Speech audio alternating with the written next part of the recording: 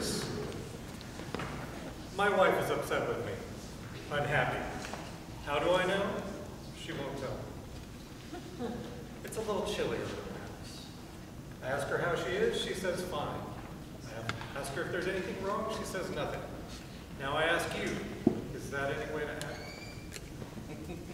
But he made us in his image. He made us in his image. Brothers and sisters, how is your relationship with God? Do you know? Are you secure in that relationship? Or are you getting the silent treatment? He doesn't really speak to us, does he? All we've got is this note, the Bible, the inspired Word of God. What are his first words to us? In the beginning. Well, you've got to start somewhere.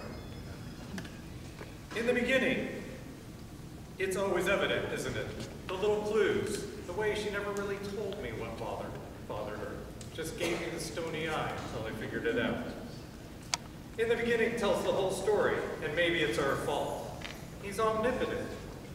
He's omniscient. We're his creatures, but he needs us. Before the beginning, there was only God. No light, no dark, nothing to see, and no place to go. It was the worst Sunday afternoon imaginable, without beginning or end. In the beginning, God created the heavens and the earth, and that's just Monday morning. Over the course of a very busy week, he created light and dark, grass and trees, stars and seasons, fish and fowl, beasts of the field, and every creeping thing which creepeth. That is a direct quote from the inspired Word of God. He created everything in 6 days. Saturday night, he's beat. Puts his feet up, beholds his creation, and calls it good. Good? It's awesome! From the tiniest particles of matter and the DNA strand, his blueprint for all life, to the fiery gas balls we call stars, the spinning galaxies, the dance of gravity and mass. But there's something missing. God has no one to share it with. He's alone. So late Saturday night, he creates man. He's tired and maybe a little irritable. He gives man dominion over the earth and everything in it. Why? The earth doesn't need a manager. And if it does, we are clearly in over our head. No, God made man in his image, gave him dominion to make him an associate, his colleague. God made man to be his companion. This is where he overreaches. This is where he makes a rock too big for him to lift. How can this be? Put yourself in God's shoes. It's not hard. They're big shoes, and they're everywhere. Put God's shoes on, take a walk. It's a lonely afternoon.